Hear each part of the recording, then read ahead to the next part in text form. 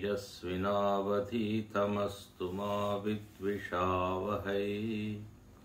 ओम शांति शांति शांति।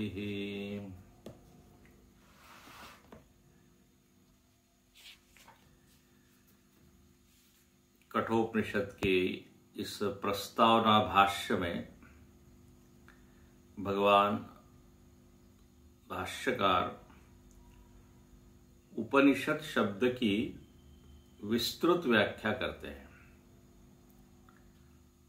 ऐसी व्याख्या आपको कम ही स्थानों पर मिलेगी जहां पर एक एक अक्षर का उन्होंने अर्थ बताया, एक एक शब्द का, और उपनिषद ग्रंथ क्या है इसका पूरा परिचय करा दिया। शब्द केवल उपनिषद है लेकिन उसमें काफी अर्थ छिपे हुए हैं। तो यहां पर कहा कि उपनिषद में सद धातु है, सद धातु है और दो उपसर्ग है, उप और नी।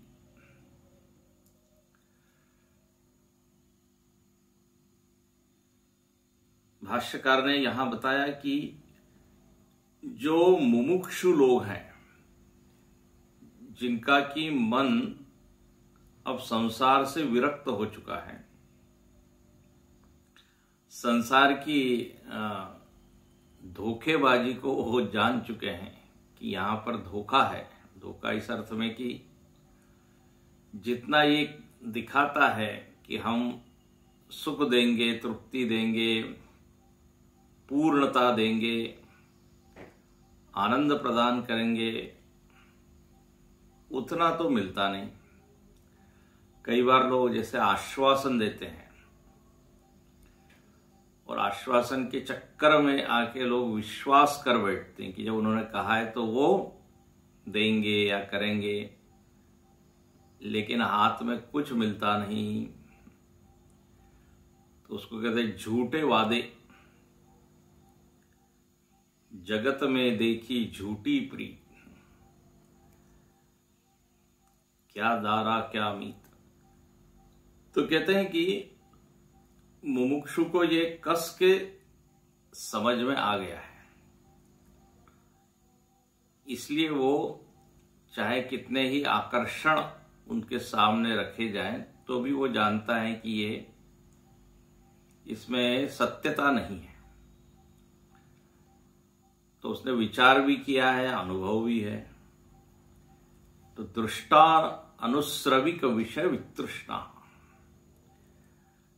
तो ऐसे मुमुक्षु जाते हैं कहाँ? निकट जाते हैं।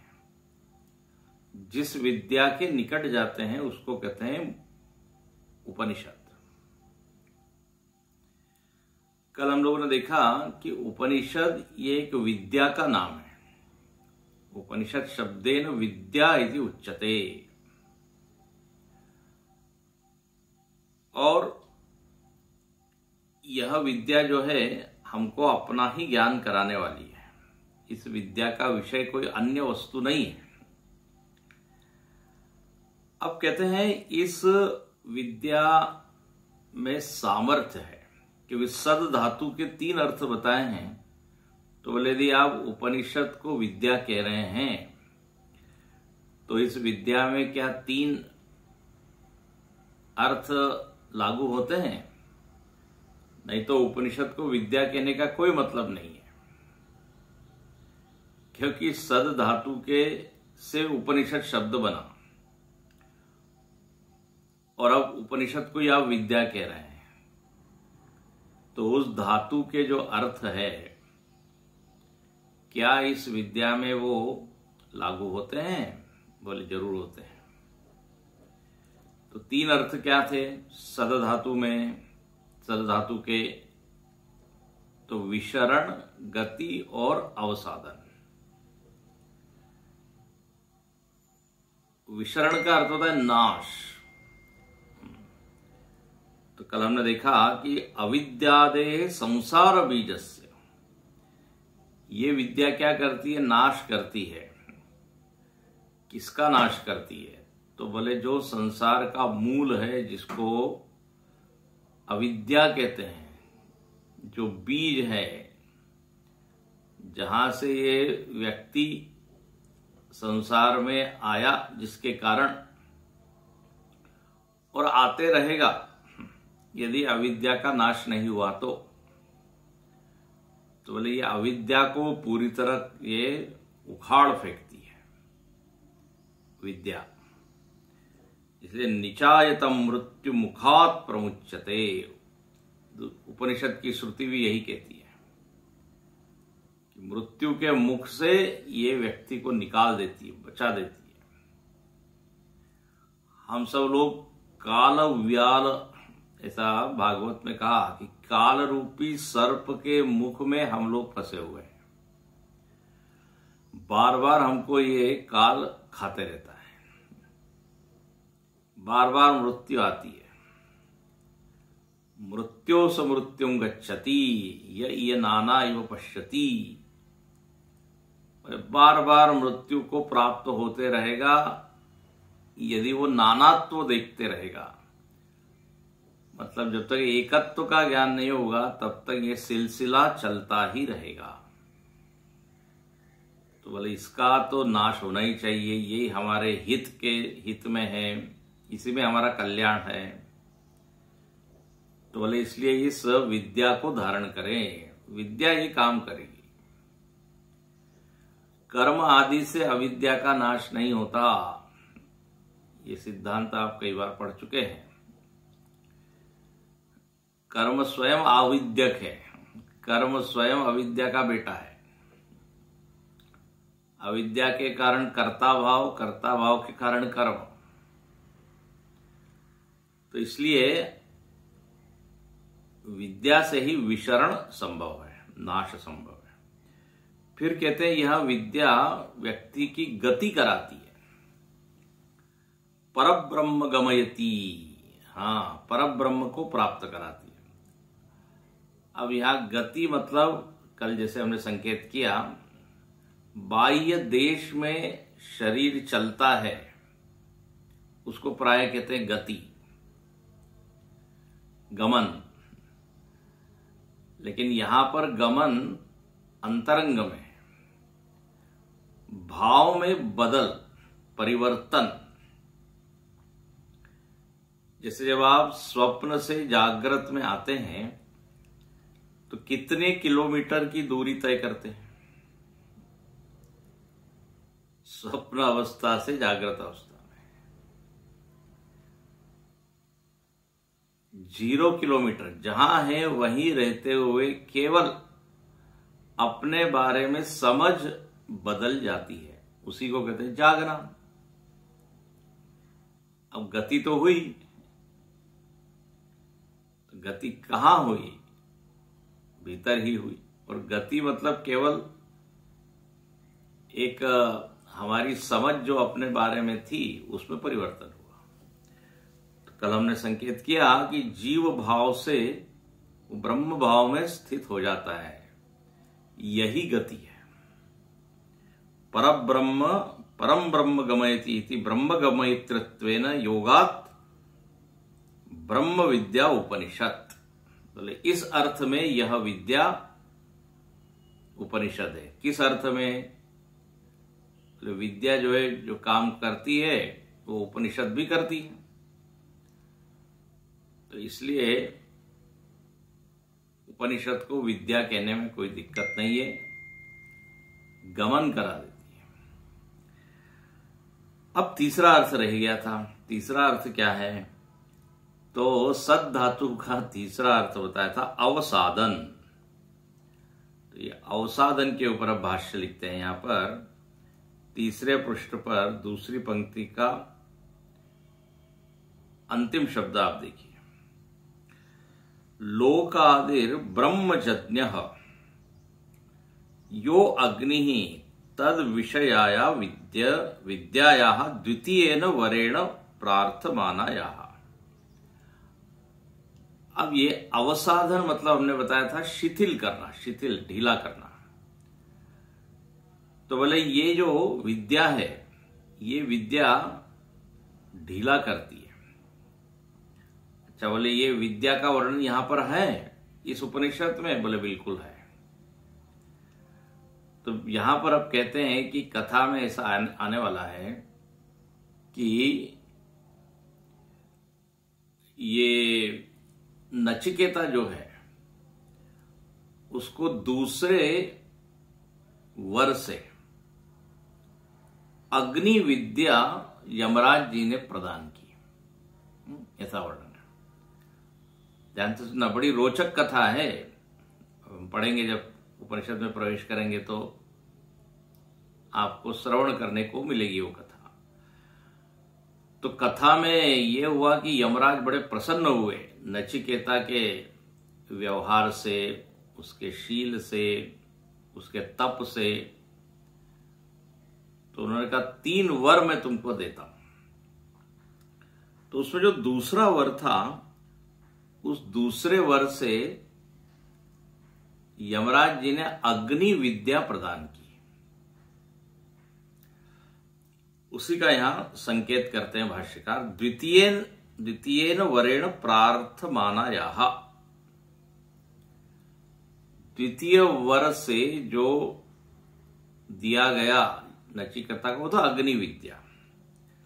अब यहां पर ये अग्नि विद्या क्या है?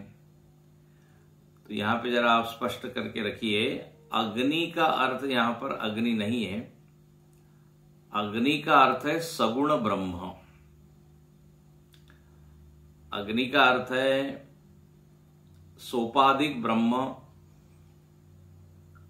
जिसको हम अपनी प्यारी भाषा में, मीठी भाषा में अपने भगवान बोल देते हैं, प्रभु।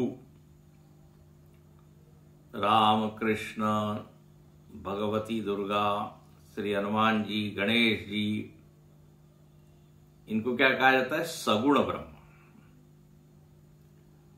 ब्रह्म ही है, लेकिन वो गुण, आकार, उपाधि इनसे युक्त है। तो उसको यहां अग्नि कहा है। तो अग्नि विद्या मतलब क्या हो गई? सगुण विषयक विद्या, सगुण ब्रह्म विषयक विद्या।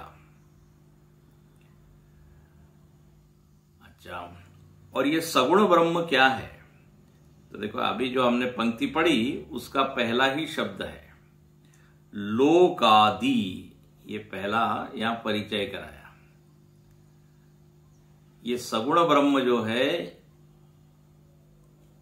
उस सगुण ब्रह्म के विषय में जो विद्या बताई है, और उस विद्या को पढ़ के क्या होगा? तो बोले अवसाधन होगा, शिथिल होगा, बंधन इत्यादि का। तो सगुण ब्रह्म क्या है पहले ये देख लें, फिर उसमें ये अवसाधन कैसे घटता है उस विद्या में, ये देखेंगे।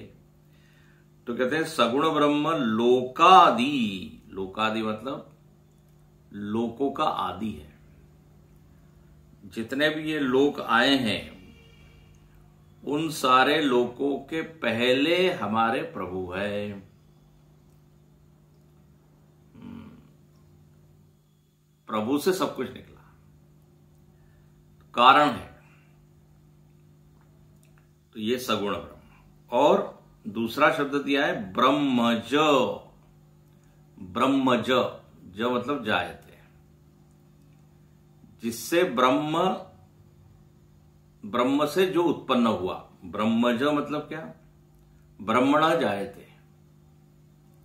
सगुण ब्रह्म कहां से उत्पन्न हुआ? तो यहां पर अर्थ है ब्रह्मज मतलब जो पहले निर्गुण था वही क्या हो गया? सगुण हुआ। निर्गुण ही क्या बनता है? सगुण बनता है। निर्गुण, निर्विशेष, निराकार ही क्या बनता है? सगुण बनता है। तो कहते हैं ब्रह्मज, जो सगुण ब्रह्म बना है उसको कार्य ब्रह्म भी कहते हैं। निर्गुण को कहते हैं कारण ब्रह्म, तो कारण से ही कार्य। अब जो प्रभु रामचंद्र जी है वही हाँ, पहले कौन थे? बोले अज सच्चिदानंद परधामा, जो अजन्मा है, सच्चिदानंद है, वही क्या बन गया? आज कौशल्या के गोद में खेल रहा है, ऐसा वर्णन है। जिससे सारी सृष्टि हुई वो आज स्वयं सृष्टि का एक भाग बन के कौशल्या के गोद में खेल रहा है। ये सगुण ब्रह्म है, लेकिन मूल में है कौन? वो निर्गुण ब्रह्म। तो यहां पर लिखते हैं ब्रह्म जो निर्गुण से जो सगुण बना। इसलिए तुलसीदास जी कहते हैं अगुण सगुण दोई ब्रह्म स्वरूपा। अगुण और सगुण दोनों एक ही है, ब्रह्म ही है, लेकिन उनके दो रूप है। तो ये सगुण ब्रह्म की यहां व्याख्या हो रही है।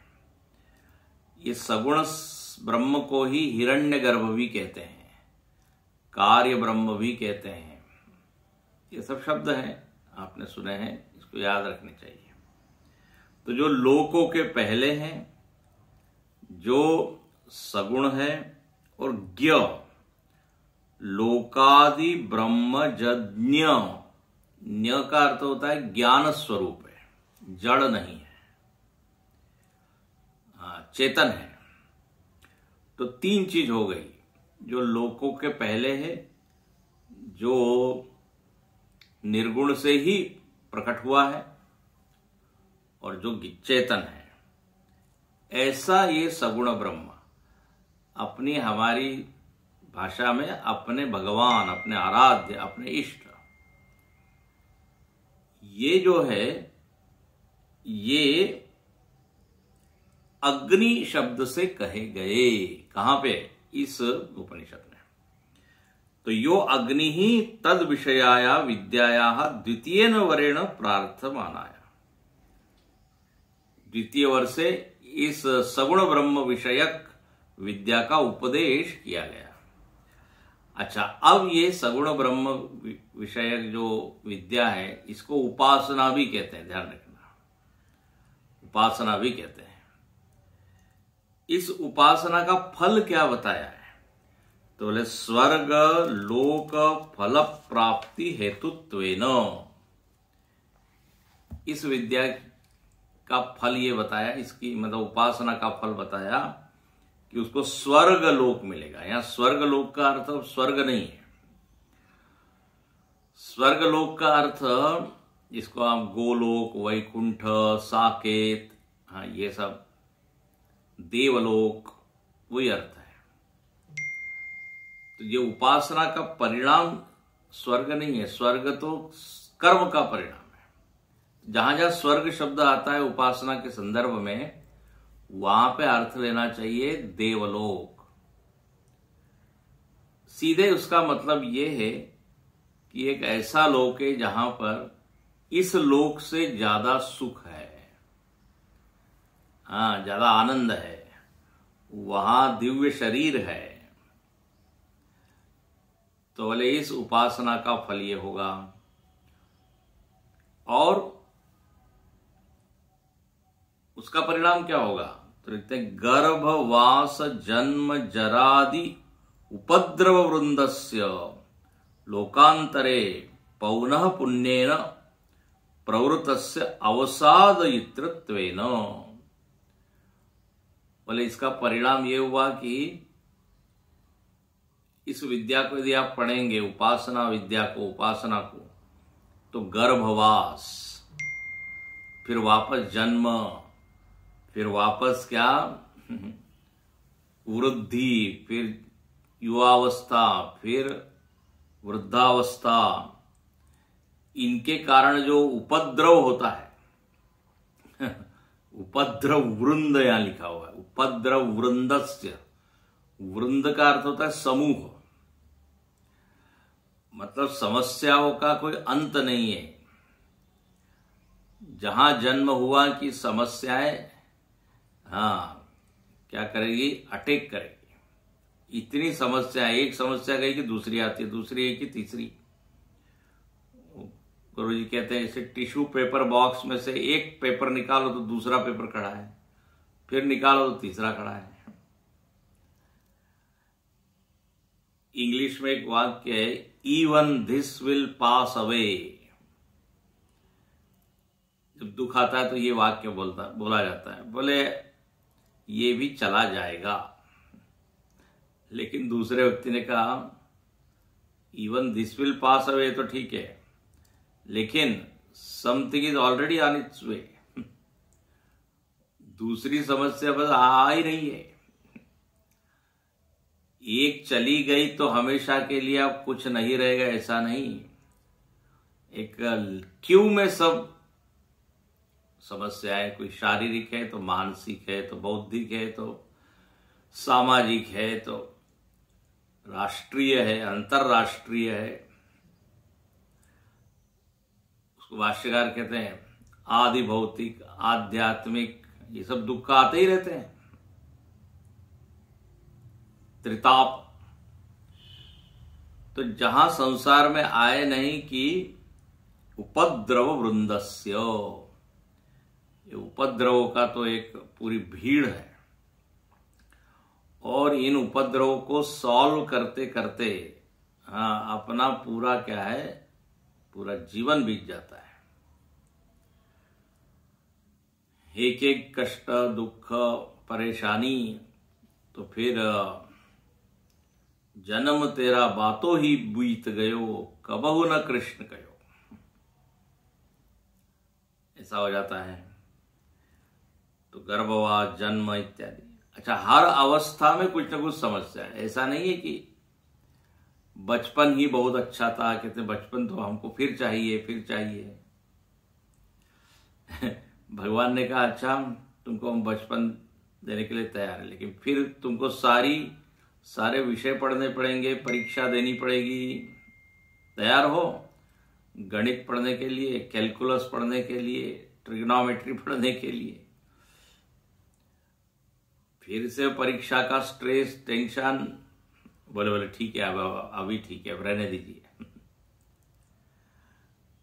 युवावस्था की अपनी समस्या है। तो ये सब जो है चक्र चलते ही रहता है। अच्छा, एक बार नहीं, लोकांतरे पौनः पुण्येन प्रवृत्तस्य, लोकांतर में गमनागमन चलते ही रहेगा, पौनः पुण्येन, बार बार। तो बोले ये जो विद्या है, ये विद्या में ये दम है, ये सामर्थ्य है कि ये इस तरह के समस्याओं को ढीला कर देगी, शिथिल कर देगी। ये जो सगुण ब्रह्म की उपासना है, भक्ति है, ये शैथिल्य आपदनेन धात्वर्थ योगाद अग्नि विद्या अपि उपनिषद इति उच्यते। बस ये जो अग्नि विद्या है, सगुण ब्रह्म विषयक विद्या है, ये क्या करेगी, आपके इन समस्याओं को ढीला तो कर ही देगी। तो ये सगुण ब्रह्म की जो विद्या है, इसको भी उपनिषद कहते हैं, क्योंकि इसमें अवसाधन की सामर्थ्य है। ध्यान से सुनना, विचार क्या चल रहा है भूलिएगा नहीं। विचार ये चल रहा है कि इस उपनिषद को विद्या कहते हैं। अब यदि उपनिषद को विद्या कहते हैं तो विद्या के सारे लक्षण इस उपनिषद में घटते हैं। हाँ, बोले 3 लक्षण है, नाश, गति और शिथिलीकरण। तो ये जो अग्नि विद्या इस उपनिषद में बताई जाएगी, जो कि उपासना है, तो ये उपासना को भी विद्या कहते हैं, और ये उपनिषद है।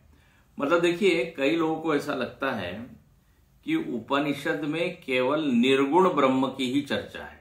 ध्यान से सुनना, लेकिन ध्यान रखना, यहां पर कहते हैं ये जो सगुण ब्रह्म विषयक विद्या है, ये भी उपनिषद कहलाती है।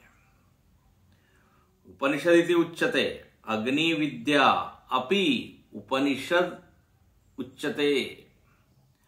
भाष्यकार को ये कहने में बिल्कुल संकोच नहीं है कि यहां पर भी उपनिषद में सगुण ब्रह्म की चर्चा है, उसका चिंतन है। उपासना भी उपनिषद का एक भाग है। अब आपको इसके समर्थन में दूसरे उपनिषद का उल्लेख करके बताते हैं। ईशावास्य उपनिषद में आप देखिए उपासनाएं है कि नहीं। संभूति की उपासना, असंभूति की उपासना, अच्छा बृहदारण्यक, छांदोग्य, इनमें भी उपासनाएं आती है। तो क्या वो उपनिषद नहीं है? उपनिषद में सगुण ब्रह्म की का चिंतन हुआ है, इसलिए यहां पर लिखते हैं। अच्छा, और सगुण ब्रह्म की उपासना से निश्चित ही हमारे बंधन ढीले होंगे, हमारी अशांति, तनाव, ये सब कम होगा। तो जो अवसाधन का जो काम है वो ये सगुण ब्रह्म की जो उपासना है वो भी करती है। और आपको पता है उपासना में कहीं ज्यादा सामर्थ्य है। हम लोग जो लौकिक उपाय करके सारे समस्याओं का हल देखते हैं या चाहते हैं, उससे अधिक बल किसमें है? उपासना में।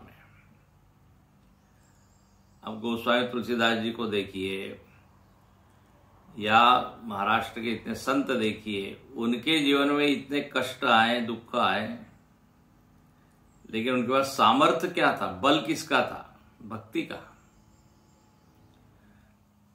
तो ये भक्ति में शक्ति है अवसाधन की, शैथिल्य की। इसलिए यहां पर कहते हैं कि अग्नि विद्या अपि उपनिषद इति उच्यते। अग्नि विद्या को भी उपनिषद कहते हैं। ऐसा नहीं कि जिसमें आत्मा का ज्ञान कराए वो तो उपनिषद है और बाकी जो दूसरा उपासना का भाग है वो उपनिषद नहीं है, ऐसा कैसे कह सकते हैं? अब ईशावास्य उपनिषद के प्रथम 8 मंत्रों में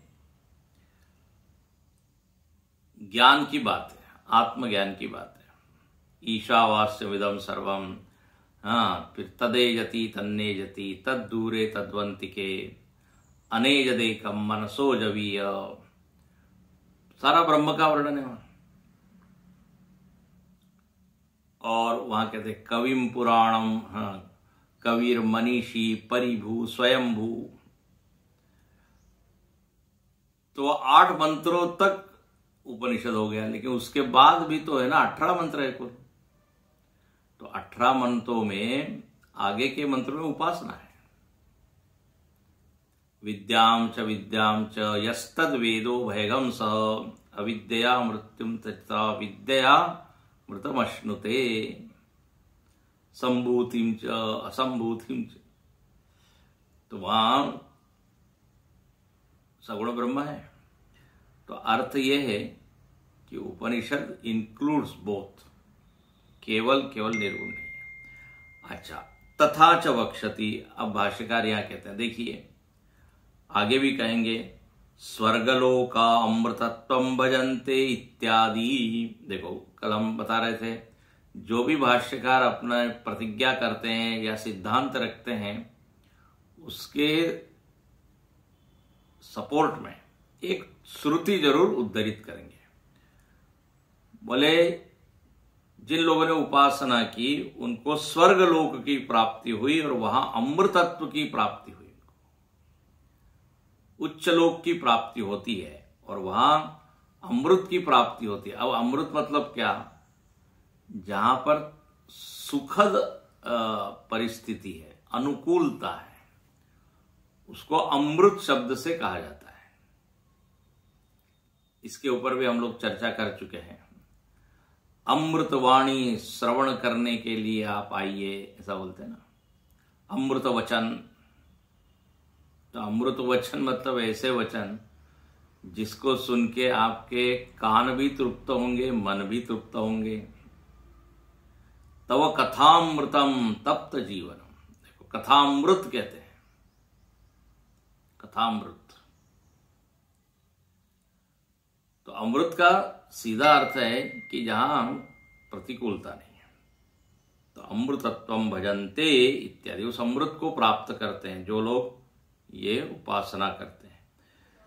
तो इस तरह ये तीनों अर्थ विद्या के जो तीनों अर्थ बताए, सद धातु के जो तीनों अर्थ बताए हैं, वो उपनिषद में घट जाते हैं। उपनिषद में जो विद्या बताई है वो ये तीन काम कर देती है। अच्छा, अब यहां पर एक प्रश्न किया, बोले आप बार बार कह रहे हैं उपनिषद विद्या का नाम है, विद्या का नाम है। हमने तो सुना है उपनिषद तो एक ग्रंथ का नाम है, एक पुस्तक का नाम है। तो यहां पर ये प्रश्न उठाया, ननु। ननु मतलब जरा रुकिए, थोड़ा एक प्रश्न है। ननु उपनिषद शब्देन अध्येतारः ग्रंथमपि अभिलपन्ति। उपनिषद शब्द से तो जो उपनिषद का अध्ययन करते हैं वो लोग क्या कहते हैं, उपनिषद तो एक ग्रंथ का नाम है, ग्रंथम अभिलपन्ति मतलब वदंती।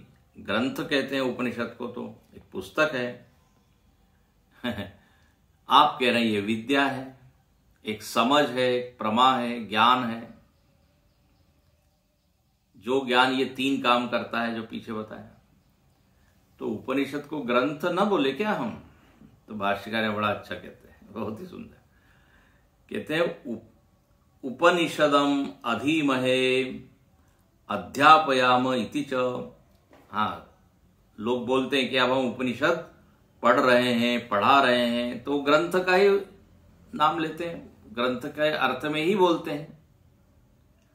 तो बोले एवं नैष दोष, दोष नहीं है इसमें, क्योंकि ऐसा है, हमने जो कहा उसमें दोष नहीं है। उपनिषद केवल ग्रंथ का नाम नहीं है। बोले नहीं, हम तो यही बोलते हैं, हम ग्रंथ पढ़ रहे हैं, ग्रंथ पढ़ा रहे हैं, और हाथ में क्या है, उपनिषद है। तो Upanishad is a book. Why are you saying that it is a vidya, knowledge? तो यहां लिखते हैं नैष दोष, इसमें दोष नहीं है। क्यों? अविद्यादि संसार हेतु विशरण आदेहे सदि धातु अर्थस्य ग्रंथ मात्र असंभवात। बोले अभी अभी जो हमने बताया कि अविद्यादि जो दोष है, हाँ, जिसके कारण व्यक्ति दुखी होता है, बोले ये अविद्या का नाश ग्रंथ को हाथ में लेने से नहीं होगा। ग्रंथ आपने पकड़ा हाथ में और अविद्या उड़ गई, अविद्या खत्म हो गई, ऐसा नहीं होता। असंभवात, पुस्तक आपके अज्ञान को खत्म कर दे ऐसा तो हुआ नहीं तो कितना आसान होता, हाथ में पुस्तक लो और अज्ञान खत्म हो गया। इसलिए हम पीछे भी बता चुके हैं आपको कि पुस्तक से उस तक नहीं पहुंच सकते, पुस्तक से उस तक नहीं पहुंच सकते। मतलब आपके घर में एक पूरी बड़ी लाइब्रेरी भी हो, पूरी अलमारी पुस्तकों से भरी हो, और हम चाहें कि हमको क्या ब्रह्म ज्ञान हो जाएगा, बोले नो। वो तो विद्या को आपको हासिल करना पड़ेगा, जो कि एक अंतरंग चीज है, बाह्य चीज नहीं है। इसलिए भाष्यकार यहां लिखते हैं अविद्यादि संसार हेतु विशरणादे है। ये विशरण, गति, शिथिलीकरण बंधनों का, ये केवल पुस्तक हाथ में लेने से नहीं होगा। असंभवात, ग्रंथ मात्र असंभवात, विद्यायाम च संभवात, ये विद्या से ही संभव है। पुस्तक को हाथ में लेने से हम एकदम जीव भाव से ब्रह्म भाव में पहुंच जाएं तब तो बहुत ही आसान है। पुस्तक खरीदो, पहुंच जाओ। पुस्तक हाथ में लेने से सारे बंधन शिथिल हो जाएं। तो ये जो तीनों अर्थ है, ये तीनों अर्थ घटते तभी है जब आप बुद्धि में विद्या को धारण करते हो। जो कितनी बारीक बारीक चीजें बता रहे हैं। उपनिषद को कोई बुक न मान ले, केवल एक पुस्तक न मान ले। इसलिए कल हमने बताया था उपनिषद एक समझ का नाम है। विद्या जब आप कहते हैं तो विद्या केवल पुस्तक में नहीं रहती, वो रहती है बुद्धि में। बुद्धिगत विद्या ही अविद्या का नाश करेगी। पुस्तकगत शब्द जो है वो नहीं करेंगे। इसलिए साफ लिख दिया कि ग्रंथ मात्र असंभवात विद्यायाम च संभवात। लेकिन बोले ये ग्रंथ को बोलते तो है उपनिषद। हाँ बोले वो ठीक है, वो गौणी वृत्ति से बोलते हैं ग्रंथ। गौणी मतलब सेकेंडरी मीनिंग। चूंकि वो ग्रंथ से विद्या अपने भीतर आती है, इसलिए उस ग्रंथ को उपनिषद कह देते हैं। But that is not the main, मुख्य अर्थ। उपनिषद शब्द का मुख्य अर्थ ग्रंथ नहीं है, विद्या ही है। लेकिन चूंकि ग्रंथ के माध्यम से वो विद्या अंतरंग प्रवेश करती है, इसलिए ग्रंथ को उपनिषद कहते हैं। देखिए, ग्रंथस्य अपि तादर्थेन तत्शब्दत्व उपपत्तते। चूंकि उपनिषद एक जो ग्रंथ है, जो पुस्तक है, वह एक माध्यम है। तादर्थेन, उस अर्थ से फिर उपनिषद को ग्रंथ बोल दिया जाता है। अब यहां से उदाहरण देते हैं। आयुर्वै घृतम इत्यादि वत। आयुर्वै घृतम। अब आयुर्वेद में घी की बड़ी महिमा बताई है ना, घी खाना चाहिए। अच्छा, और वहां घी का अर्थ वो बिल्कुल लेते हैं गोघृत, गाय का घी, दूसरे घी नहीं, दूसरी चीजों से बने हुए। गाय का घी ही असली घी। तो वो कहते हैं, अब ऐसा वाक्य है कि आयु क्या है? घी ही आयु है। अब बताइए, घी ही आयु है, तो अब इसका अर्थ क्या हुआ? इसका अर्थ ये हुआ कि घी आयु वर्धक है। घी एक घटक है, एक साधन है, एक ऐसा पदार्थ है जो सहायक होगा आपकी आयु को बढ़ाने में। इसलिए घी ही आयु है, अब ऐसा बोल देते हैं। अब घी ही आयु है तो ये तो कैसे होगा? घी खत्म तो आयु खत्म। तो अर्थ यह है कि घी एक साधन है। तद्वत उपनिषद का जो पुस्तक है वो साधन है, जो ग्रंथ है वो साधन है। लेकिन असली जो विद्या है वो तो बुद्धि में स्थित होती है। तस्मात्, इसलिए देखो अब निगमन कर देते हैं। तस्मात्, इसलिए विद्यायाम मुख्यया वृत्त्या उपनिषद शब्द वर्तते। इसलिए मुख्य अर्थ उपनिषद का है विद्या। और अगला वाक्य बड़ा अच्छा है, ग्रंथे तु भक्त्या इति। ग्रंथ को यदि आप उपनिषद बोल रहे हैं तो ये आपकी भक्ति है, ये आपका क्या श्रद्धा है, प्रेम है। अरे बोले इस पुस्तक ने हमको जो है ज्ञानी बनाया, तो उस पुस्तक को ही उपनिषद हम बोल रहे हैं। और फिर उस पुस्तक की हम पूजा करते हैं, उसको ठीक ठाक रखते हैं। बोले क्यों? बोले ये विद्या है। अब वो विद्या है नहीं वास्तव में, वो तो कागज है, वो तो शब्द है। लेकिन चूंकि उसी ने हमको यहां तक पहुंचाया है, तो वो भी आदरणीय है, वो भी पूजनीय है। तो भक्ति के कारण उस ग्रंथ को हम विद्या कहते हैं या उपनिषद कहते हैं। इस तरह यहां पर अब तक, अभी तक जो चर्चा हुई वो सद धातु के 3 अर्थों को लेके चर्चा हो गई। और यहां पर अभी तक प्रतिपादन यही हुआ कि उपनिषद शब्देन विद्या इति उच्यते। अच्छा, अब एक और नई चीज यहां बताते हैं कि जब उपनिषद शब्द का हमने निर्वचन किया तो उसमें 4 चीजें सम्मिलित है। 4 विषयों का संकेत भी ये उपनिषद शब्द की व्याख्या में आ गया। बोले हमको तो कुछ दिखा नहीं, 4 कैसे, कौन से 4 विषय? तो सुनिए, एवं उपनिषद शब्द निर्वचने नैव विशिष्ट अधिकारी विद्यायाम उक्तः। हाँ, भले ये उपनिषद शब्द का निर्वचन हुआ, उसको खोल के हमने बताया, उपनिषद, और इसकी जब आपने व्याख्या पढ़ी तो आपको ये समझ में आया होगा कि उपनिषद का अधिकारी कौन है। तो बोले जो मुमुक्षु है। तो एक होता है अधिकारी प्रकरण, अधिकारी मतलब योग्य विद्यार्थी।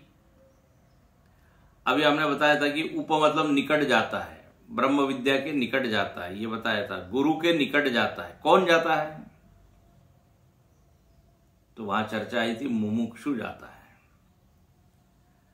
तो उपशब्द से क्या संकेत हो गया? बोले जो अधिकारी है, साधन चतुष्टय संपन्न, वो इस उपनिषद को पढ़ने की योग्यता रखता है।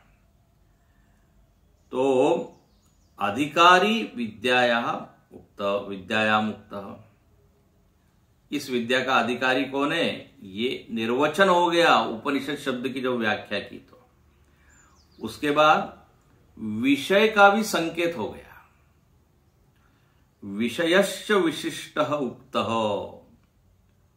बोले कैसे, विषय का कैसे निर्वचन हुआ? आपने तो उपनिषद शब्द की व्याख्या की। बोले उसमें यह आया था कि इसमें ऐसी विद्या है जो आपको क्या बना देती है? परब्रह्म बना देती है, मतलब ब्रह्म स्वरूप का ज्ञान करा देती है। तो इससे यह सिद्ध है कि उपनिषद का विषय क्या है? परब्रह्म। इसलिए लिखते हैं विषयश्च विशिष्ट उक्त विद्याया, विद्या का एक विशिष्ट विषय है वो भी बता दिया गया। बोले क्या विषय है वो? जरा याद कराइए हमको। परम ब्रह्म। और वो परम ब्रह्म कैसा है? प्रत्यग आत्मभूतम। ये बहुत महत्वपूर्ण है। उपनिषद केवल परब्रह्म का ही निर्वचन नहीं करता या करती। उपनिषद शब्द स्त्रीलिंग है। उपनिषद शब्द, उपनिषद में जो विद्या बताई वह परब्रह्म का ज्ञान कराती है। और वो परब्रह्म प्रत्यग आत्मभूतम, वो परब्रह्म आत्मा से भिन्न नहीं है, ये ज्ञान कराती है। और वो आत्मा कैसा है? प्रत्यक। प्रत्यक का अर्थ होता है अंतरंग, जिसके भीतर और कुछ नहीं। तो अब पूरा निर्णय क्या हुआ? उपनिषद में विषय बताया। विषय क्या है? परब्रह्म।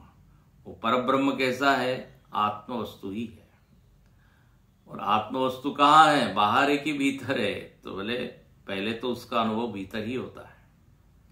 तो प्रत्यग आत्मभूतम परब्रह्म, तो ये हो गया विषय।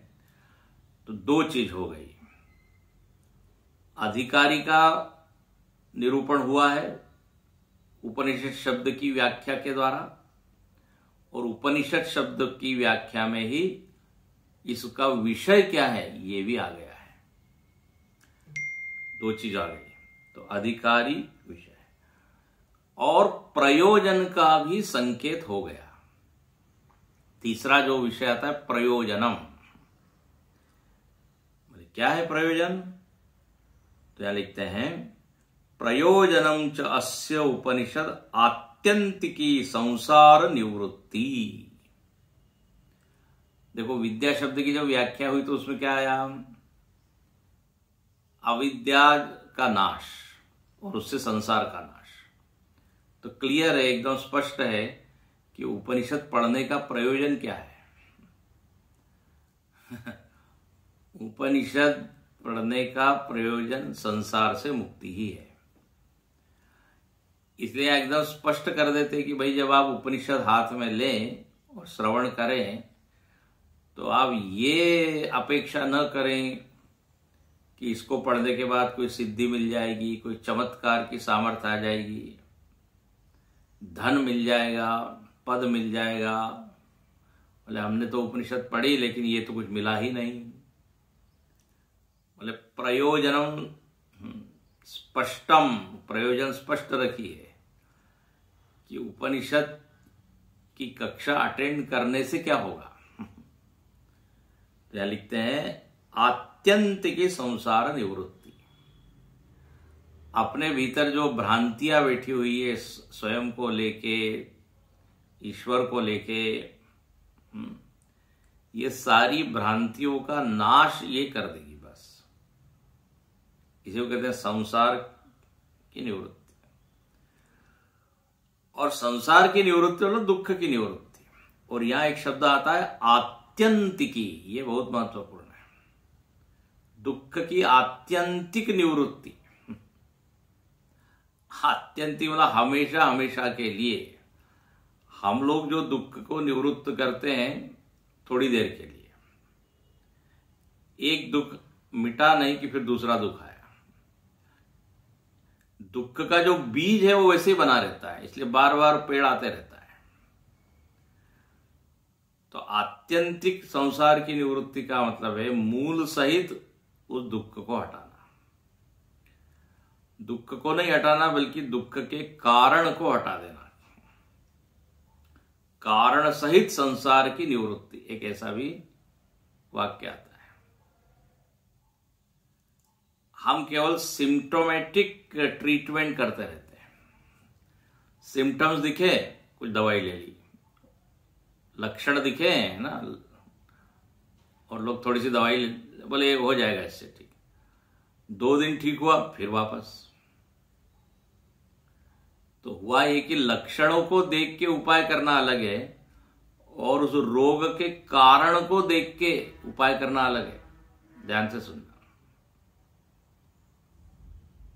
जब तक कारण का निवारण नहीं होगा दुख की आत्यंतिक निवृत्ति नहीं होगी। तो यहां लिखते हैं कि जो मूल में बैठा हुआ है अज्ञान, गलत समझ, बस बोले उसकी निवृत्ति करना ही प्रयोजन है। तो आत्यंतिक संसार निवृत्ति। और दूसरी चीज क्या, ब्रह्म प्राप्ति लक्षणा। 2 चीज होगी, एक तरफ दुख की निवृत्ति, संसार की निवृत्ति, और positively what will I get, ब्रह्म प्राप्ति, ब्रह्मत्व का अनुभव, जीवत्व का नाश होके ब्रह्मत्व का अनुभव, ब्रह्म प्राप्ति लक्षण। इसी को कहते हैं दुख की आत्यंतिक निवृत्ति और परमानंद की प्राप्ति, ऐसा शब्द आता है। तो ये प्रयोजन हो गया। तो उपनिषद शब्द की जब आप चर्चा करेंगे कि उपनिषद ये सद धातु से बना है और सद धातु में ये सब अर्थ है, तो अपने आप ये सब चीजें भी उसमें से निकलेगी। इस विद्या का प्रयोजन ये है। और अब अंतिम चीज है अधिकारी विषय संबंध। अधिकारी कौन है, मुमुक्षु। विषय क्या है, तो अभी हमने देखा परब्रह्म, आत्मैक्य, ब्रह्म और आत्मा का एकत्व, यही विषय है उपनिषद का। अच्छा, और ये यदि हमको मिल भी जाए तो क्या प्रयोजन सिद्ध होगा, तो बोले ये संसार की निवृत्ति और परमानंद की प्राप्ति। और अब चौथा जो विषय है उसको कहते हैं संबंध। अधिकारी, विषय, प्रयोजन और चौथा है संबंध। इन चारों को मिला के बोलते हैं अनुबंध चतुष्टय। कल इसकी चर्चा फिर से करेंगे, थोड़ा सा विषय क्लिष्ट है ये, लेकिन समझना चाहिए। चौथा जो एक विषय आता है अनुबंध चतुष्टय में, वो है संबंध। बोले संबंध मतलब क्या, किसका किसके साथ संबंध। संबंध कहते हैं 2 चीज आती है, हमारा इनके साथ संबंध, घर के साथ संबंध, व्यक्ति के साथ संबंध, वस्तु के साथ संबंध, 2 चीज होती है। तो यहां बोले किस संबंध की बात आप कर रहे हैं? या देखिए, एक चीज बोल के मैं पूर्ण करता हूं। एक अपने पास है ये ग्रंथ विद्या, और दूसरा है प्रयोजन। इन दोनों में संबंध हमको जानना चाहिए। मतलब ऐसा है कि मेरा प्रयोजन मोक्ष की प्राप्ति है, ठीक है। जो मुमुक्षु है उसका प्रयोजन क्या है? मोक्ष की प्राप्ति। अब मोक्ष की प्राप्ति कौन से ग्रंथ से होगी? किस ग्रंथ के साथ हम जुड़े कि ये साध्य हमको प्राप्त होगा? तो प्रयोजन के साथ ग्रंथ का संबंध है। ग्रंथ साधन है और प्रयोजन क्या है? साध्य है। भाई, जो ग्रंथ आपको मोक्ष नहीं देगा, ध्यान से सुनना, जो ग्रंथ आप जो चाहते हैं वो नहीं देगा, तो उस ग्रंथ से आप जुड़ेंगे क्या? वो ग्रंथ आप लाइब्रेरी में जाके लेंगे क्या? लाइब्रेरी में जाके आप उसी ग्रंथ को खोजते हैं जो हमारी इच्छा को पूर्ण करेगा। जो हम चाहते हैं, वो चाहने वाली चीज यदि वो ग्रंथ देगा तो तुरंत उस ग्रंथ को उठा लेंगे, नहीं तो छोड़ देंगे। बोले नहीं नहीं यार, इसमें वो विषय तो है ही नहीं जो हम चाहते हैं, इससे हमारा प्रयोजन पूरा नहीं होगा। अब किसी को फिजिक्स का कोई विषय पढ़ना है, अब वो केमिस्ट्री की किताब उठाएगा, बोले ये हम जो चाहते हैं उसका संबंध इस ग्रंथ से नहीं है। साध्य क्या है? भौतिक वस्तु के बारे में जानना। तो साधन कौन सा होगा? भौतिक शास्त्र की किताब। ऐसे ही यहां पर ये ब्रह्म विद्या और प्रयोजन जो कि है मोक्ष, उनका संबंध है। ब्रह्म विद्या ही साधन है मोक्ष रूपी प्रयोजन को सिद्ध करने में। तो ग्रंथ का और प्रयोजन का संबंध क्या हो गया? साध्य साधन। आनंद गिरी जी महाराज यहां पे लिखते हैं, आप देखिए पृष्ठ क्रमांक 5 पर आनंद गिरी जी की टीका में उन्होंने एक पंक्ति लिखी, विद्यायाः प्रयोजनेन साध्य साधन लक्षण संबंध। विद्या और जो प्रयोजन, जो गोल, जो लक्ष्य, इनका संबंध क्या है? साध्य साधन। प्रयोजन साध्य है जो हमको प्राप्त करना है, और साधन क्या है? ये उपनिषद, ये विद्या। देखो कई बार ऐसा होता है, हम लोग स्कूल कॉलेज में कुछ ग्रंथ पढ़ते हैं और बाहर उसका कोई प्रयोजन से लेना देना ही नहीं होता। जो हम चाहते हैं, कालिदास को पढ़ते हैं, बाणभट्ट को पढ़ते हैं, शेक्सपियर को पढ़ते हैं, और जब वो जॉब में लगते हैं तो उससे कोई कनेक्शन ही नहीं दिखता। बोले वो पढ़ा हुआ क्या है, उसका तो यहां कोई उपयोग ही नहीं है। तो असंबद्ध दिखता है जो हमने पढ़ा और जो हम काम कर रहे हैं, नो कनेक्शन। इसलिए कहते हैं हमारी जो शिक्षा प्रणाली है वो दोष युक्त है। ऐसी विद्या पढ़ाई जाए जिसका अपने प्रयोजन से क्या हो? संबंध हो। अब मालूम नहीं कौन कौन सा यूरोपियन इधर उधर का इतिहास पढ़ा रहे हैं, उसका क्या फायदा है? अब जब हम जॉब करेंगे तो उससे क्या फायदा है? तो संबंध नहीं दिखता। तो यहां पर देखिए संबंध है, जो विद्या हम पढ़ रहे हैं ब्रह्म विद्या, उसका संबंध डायरेक्ट प्रयोजन से है। प्रयोजनम जो अभी बताया, संसार निवृत्ति, ब्रह्म प्राप्ति, they are very well connected. इसलिए ग्रंथ को पढ़ें, इस विद्या को पढ़ेंगे तो प्रयोजन सिद्ध हो जाएगा। तो यहां पर ये चारों चीजें भाष्यकार ने हमको समझा के बताई। ब्रह्म विद्या का अधिकारी कौन? विषय क्या है, संबंध क्या है और प्रयोजन क्या है। इसको कहते हैं अनुबंध चतुष्टय। कल अब इसके ऊपर थोड़ी चर्चा करके हम फिर मूल उपनिषद में प्रवेश करेंगे, जहां पे बहुत ही इंटरेस्टिंग एक कथा आने वाली है। नचिकेता और उनके पिताजी जी जो है, उनका चरित्र यहाँ पे आएगा। ओम ऊषन्न वै वाजस्रवस सर्ववेदसं ददौ तस्य नचिकेता नाम पुत्र आस। वो देखेंगे कल।